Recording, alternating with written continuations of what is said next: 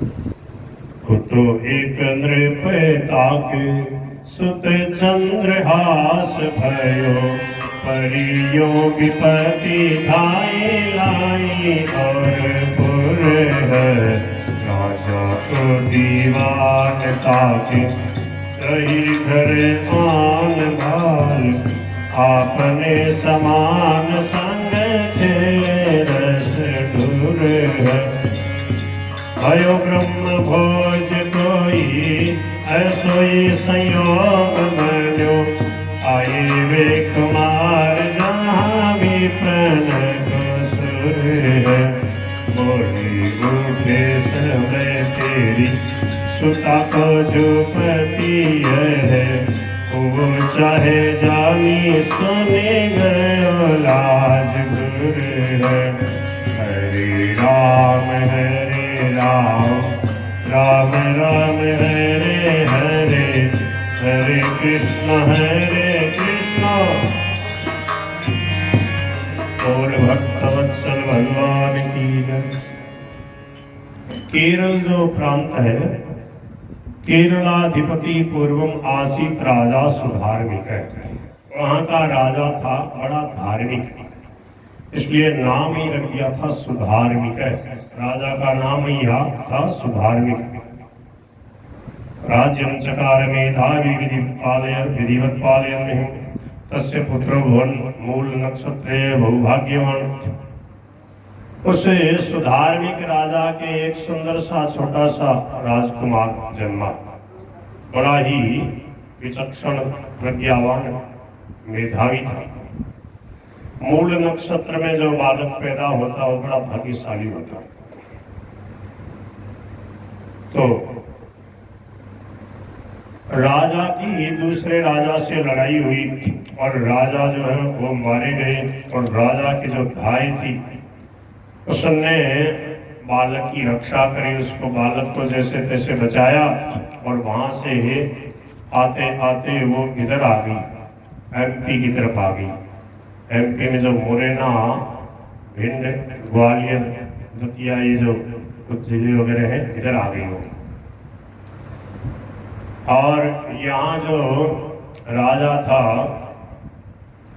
कुंतलपुर नाम का एक राज्य था, वहाँ वह कोई नौकरानी बन करके छोटा मोटा काम धंधा करती रहती है, उस बालक का पालन पोषण कर रहे थे। और वो छोटा सा जो बालक था वो 4-5 वर्ष का जब तक हुआ तब तक वह भाई भी भगवान के धाम पर आ गई। अब उस बच्चा का कोई नहीं रहा, अनाथ हो गया। बड़ा सुंदर बालक था।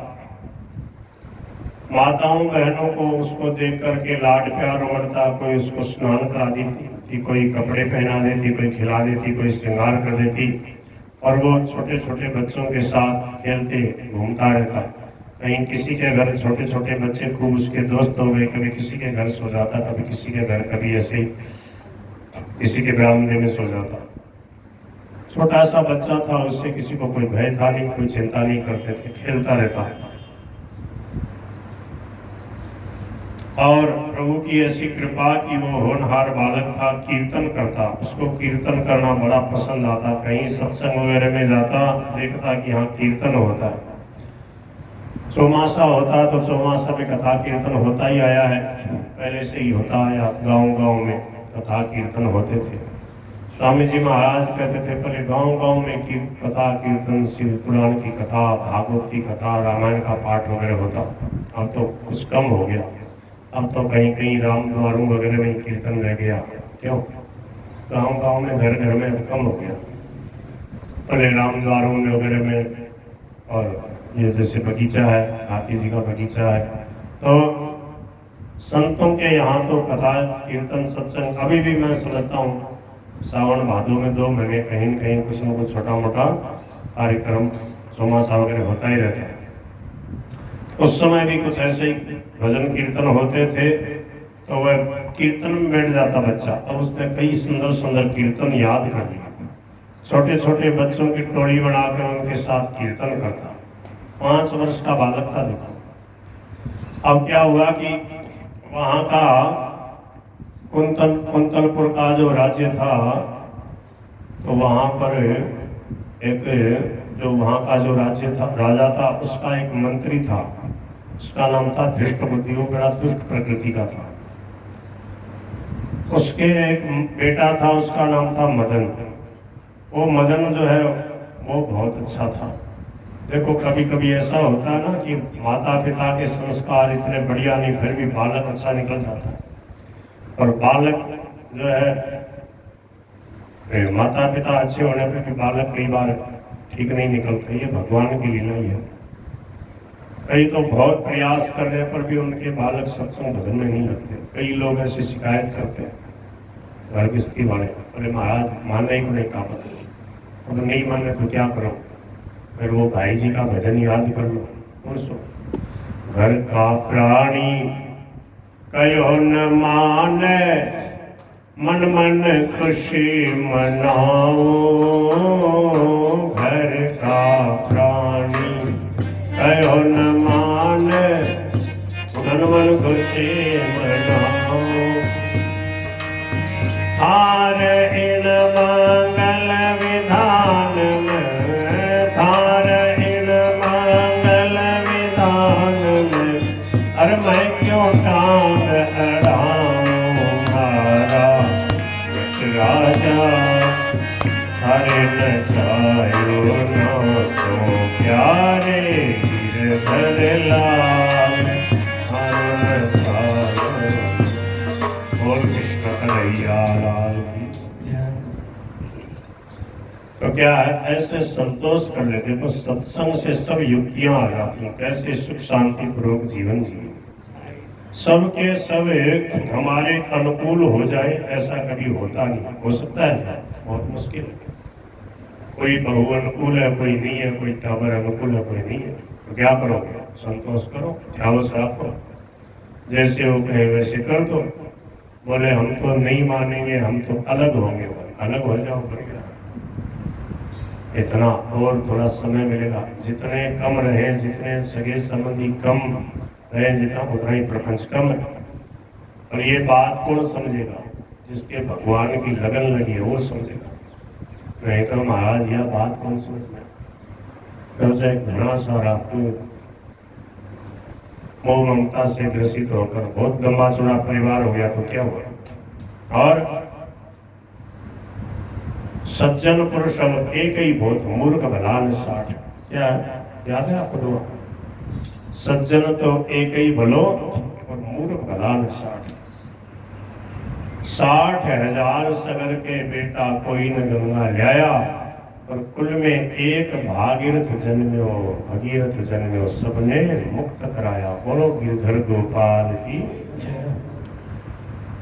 तो वहां पर जब धृष्टबुद्धि के यहाँ पर क्या हुआ कि वो जो मदन था उसका बेटा, वो कभी कभी साधु संतों भक्तों को बुलाता, ब्राह्मणों को बुलाता, भंडारा करता, कीर्तन भजन रखवाता, कुछ कथा सत्संग होती।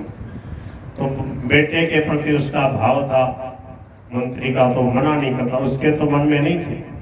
और बोले चलो हमारा लाडला बेटा है, ये कराता तो करने दो, कोई बात नहीं। तो खर्चा वगैरह भी कर देता, भंडारा वगैरह भी हो जाता। ऐसे ही कोई ब्रह्म भोज हुआ, भयो ब्रह्म भोज कोई ऐसो ही संयोग बन्यो। आए वे कुमार जहाँ विप्रन को सुर है।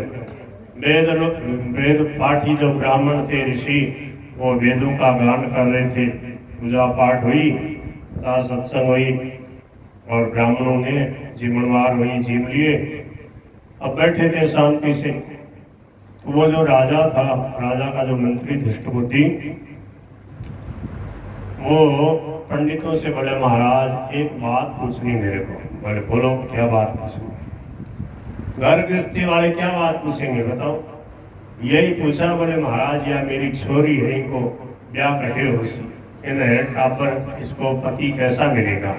अब देखो यही है, घर गृहस्थी में ज्यादातर यही बात पूछते हैं। तो बोले कि ठीक है बताते हैं। उसी समय क्या हुआ, वो जो चंद्रहास जी थे वो खेलते कूदते कीर्तन करते बालकों के साथ वहां आ गए। तो उन पंडितों ने कहा अरे भाई ये बहुत बढ़िया मीठे स्वर से बोल रहा है, एक बच्चा आगे आगे लिए, बहुत बढ़िया कीर्तन हो रहा है, कहाँ का है बच्चा, कौन है? लाओ इनको इधर बुलाओ। उन टाबरों को अंदर बुला लिया मंत्री जी के महल में। बोले बैठो बच्चों थोड़ा सुनाओ, बहुत बढ़िया कीर्तन कर रहे हो। तो चंद्रहास जी आगे आगे कीर्तन करे मस्ती से, छोटे छोटे बच्चे ताली पीट पीट के उनके पीछे बोले, वाह भाई ये तो बड़ा होनहार। वो मंत्री बोले महाराज थे मेरे लिए बात तो बताए, बोलते टावरा की बात करने लगे। ये तो बच्चे ऐसे ही घूमते फिरते कीर्तन करते रहते हैं, ये बताओ ये जो मेरी लड़की है इसका ब्याह कहाँ होगा। छोटी बच्ची थी उस समय, 4-1 साल की थी, और चंद्रहास जी थे 5 साल के। तो उन विद्वान पंडितों ने और अपने ज्योतिष की गणना करके उस बच्चे की ललाट की रेखा देखी और बच्ची को देखा, और बच्चा तो उधर मस्ती में कीर्तन कर रहा, उसको कोई मतलब नहीं है बातों से, ये बड़े लोग क्या बात करते हैं, वो तो कीर्तन कर रहे। अब वो पंडित लोग बोले देखो मंत्री जी, वो जो लड़का है ना कीर्तन कर रहा आगे आगे 5 साल का, इतना सुंदर बालक, यही तेरी लड़की का पति बनेगा, इसी के साथ ब्याह होगा, कितना अच्छा लड़का। तो उसने सुन तो लिया और उसको बहुत अंदर ही अंदर घुटन सी हुई। बोले पंडित लोग कैसी बात करते हैं, अरे ये अनाथ बालक है, इसका कोई माता पिता नहीं, ऐसे घूमता गलियारों में, और इसके साथ मैं इतना बड़ा मंत्री, इसके साथ मेरी बेटी का क्या होगा, ऐसे लोग हैं, ऐसी बोलती। तो उनको कुछ नहीं बोला, ठीक है महाराज, और उनको दक्षिणा वगैरह देना था दे दिया और चले गए। अब वो जो बच्चे थे उनको कुछ मिठाई वगैरह खिलाई, बोले बैठ जाओ, बैठ गए, कीर्तन करो, कीर्तन किया। उसके बाद सब बालक जाने लगे तो किसी को मना नहीं किया, चले गए। चंद्रहास जी जब जाने लगे तो रुक जाते रहे, थोड़े से काम होता तो बहुत बढ़िया कीर्तन करे भाई, रुक जाते रहे, थोड़ा काम। तो चंद्रहास जी को बैठा लिया, सब बच्चे चले गए। अब वो बैठा ही रखा चंद्रहास जी को, उसको इतना गुस्सा आया हुआ था कि इस बच्चे को मार डालूंगा। क्यों? क्योंकि ये अनाथ बालक है, इसके साथ मेरी बेटी का ब्याह नहीं हो, इसके साथ कैसे ब्याह करूंगा, ये तो अनाथ है। कैसे कह दिया पंडितों ने कि ये तुम्हारी बेटी का पति होगा, इस बच्चे को ही मार डालता। तो उसको बैठाए रखा, दूसरे गेट से वो फटाफट उसने व्यवस्था करी, जल्लादों को बुलाया, 4 जल्लाद बुलाए। जल्लाद समझते हो क्या करते हो? फांसी देने की जो सजा करते थे, जंगल में ले जाके राजा के हुक्म से मार देते थे, उनको जल्लाद कहते। तो अब क्या हुआ कि उन जल्लादों से कहा कि देखो ये छोटा टाबर है, इसको तुम ले जाओ जंगल में, ले जाके इसको मार देना और कुछ चिन्ह लेके आ जाना कि इसको तुमने मार दिया। ठीक है। अब वो तो नौकर, उनको तो मारना उनका तो यही पेशा था। अब वो ले जाओ कैसे? बोले कोई ना कोई तरकीब से ले जाओ तुम इसको। अब उन लोगों को भी तरकीब होती, बोले देखो कीर्तन प्रेमी है लड़का, तो इसको तुम ऐसे पहला फुसला के ले जाओ। अरे चंद्रहास जी वहाँ बहुत जोर का कीर्तन हो रहा है जंगल में, ऐसे करके तुम पहला फुसला के ले जाओ, कीर्तन के बहाने चला जाएगा। तो अब वो उस लड़के से कह दिया मंत्री का, ठीक अब आप जाओ। अब वो चला गया। उधर वो चारों जल्लाद आए, जल्लाद आके ना बोले अरे तुम तो बहुत कीर्तन करते हो भैया ना तुम। बोले हाँ। अरे वहाँ बहुत जोर का कीर्तन हो रहा है वहाँ जंगल में। अच्छा, बोले हाँ चलो। अब भक्त को तो कोई भय होता नहीं, तो बैला फुसला के उसको जंगल में ले गए। खूब आगे ले जाते कोई किलोमीटर ले गए। अब वहाँ देखा एकदम सुनसान, अब यहाँ कहीं कोई सुनाई नहीं देगा, ये कितना ही चिल्लाए। बोले देख भाया, न तो यहाँ कोई कीर्तन हो रहा न कथा हो रही, हम तेरे को मारने के लिए लाए। आपको सबको कथा समझ में आ रही है ना? हिंदी में बोलता हूँ मैं, मेरे को क्या मारवाड़ी में भूला सा ही रहता हूँ, याद नहीं आता, कोई याद दिलाता, कोई शब्द याद आ जाता था। यह ही कथा थे, महाराज से सुन लीजिए फिर कदे थाना मारवाड़ी में सुना दीजिए। बोल गिरधर गोपाल की। तो नींद मत लेना, देखो अभी मैं आपको बढ़िया बीच में भजन भी सुनाऊंगा, आप उतारना मत, ठीक है? हाँ, बोल कृष्ण कन्हैया लाल की। तो क्या हुआ कि जल्लादों ने कहा कि हम तेरे को मारेंगे। ठीक है मार लेना, चिंता नहीं है भगत को। बोले एक काम करता हूँ, एक नारद जी महाराज ने उनको उपदेश दिया था और एक छोटे से शालिग्राम जी दे दिए थे, चने के माने छोटे से शालिग्राम जी।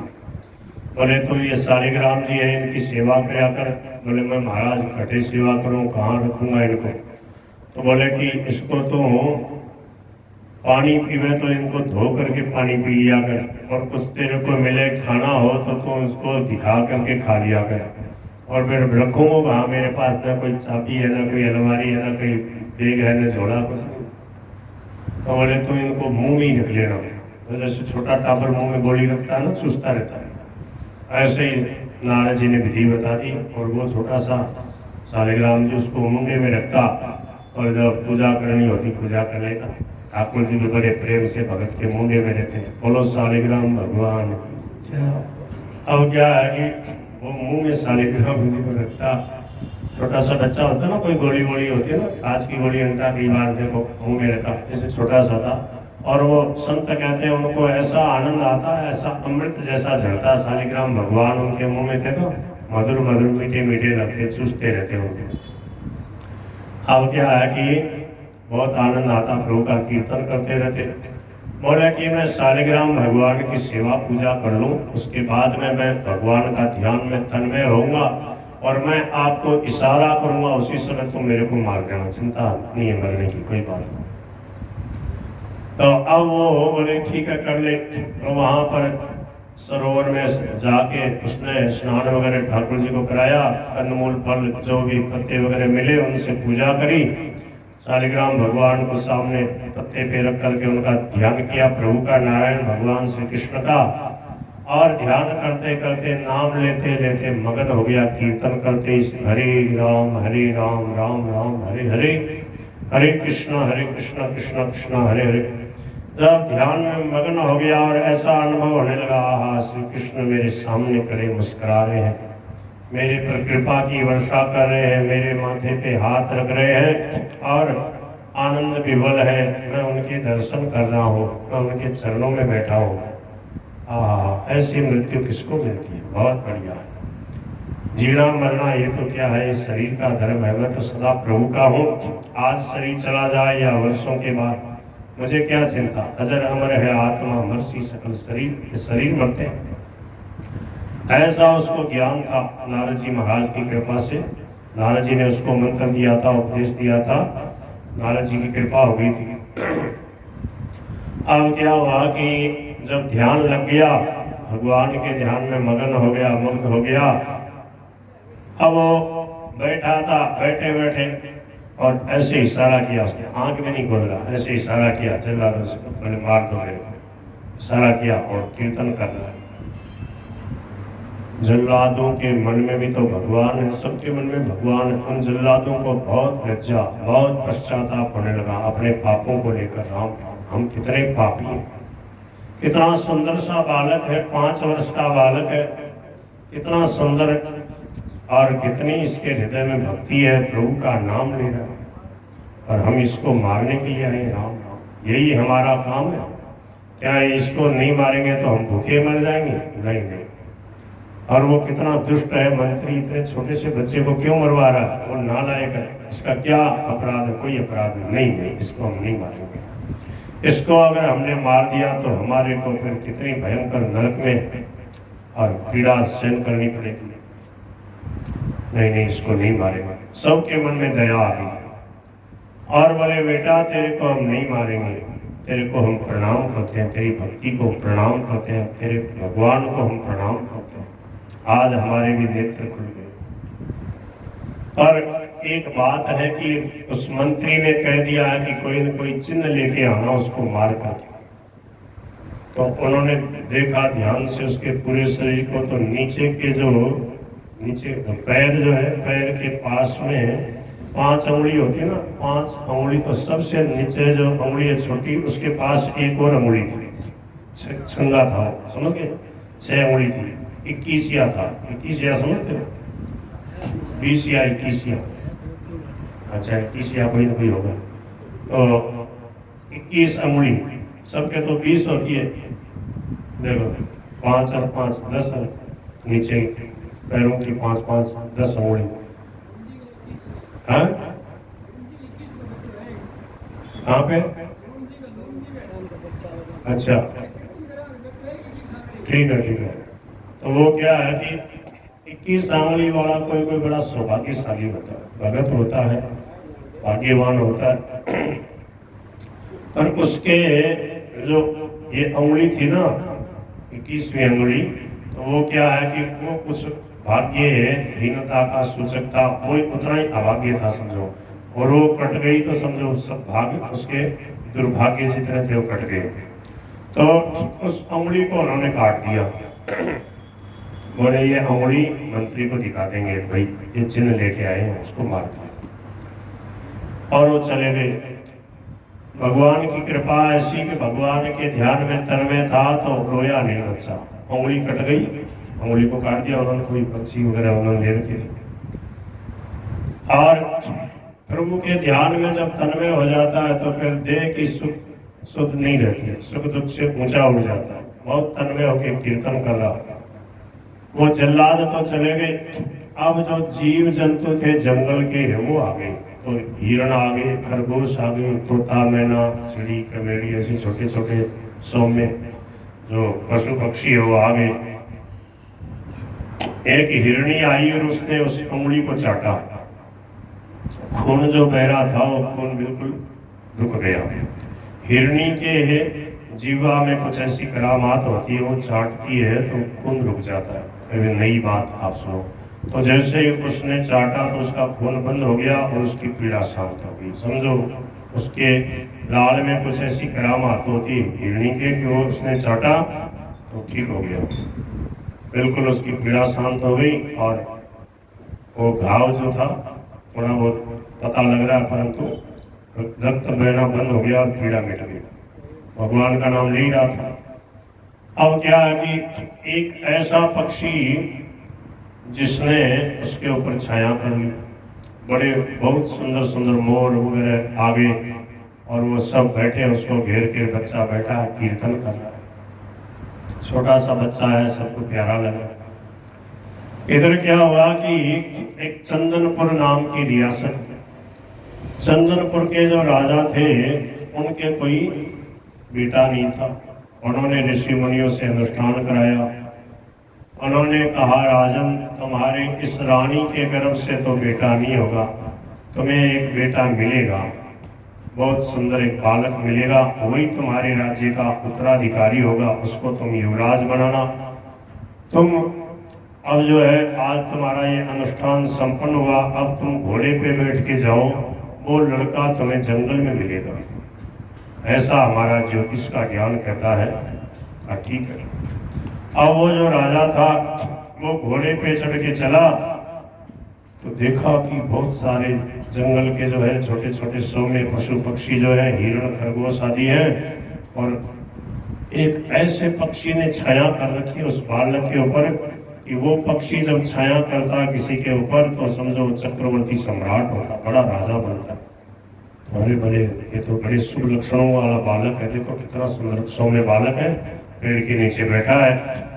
राजा बड़ा प्रसन्न हुआ और राजा ने उसको उठा करके हृदय से लगाया और अपनी रानी को ले जा करके कहा देख तुम कह रही थी बेटा नहीं है, कितना सुंदर बेटा दिया प्रभु ने, अब उत्सव मनाओ।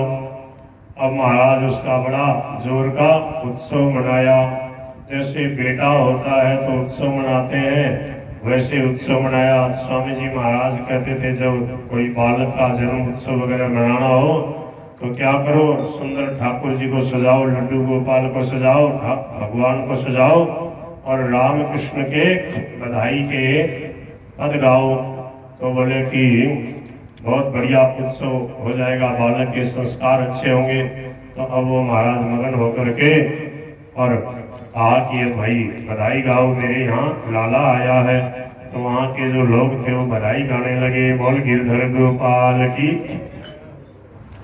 माते कौशल्या धैर्य आनंद छायो हे, माते कौशल्या धैर्य आनंद छायो हे, त्रिलोकी नाथ सुत बन आयो है, सहेलियो हे हो त्रिलोकी।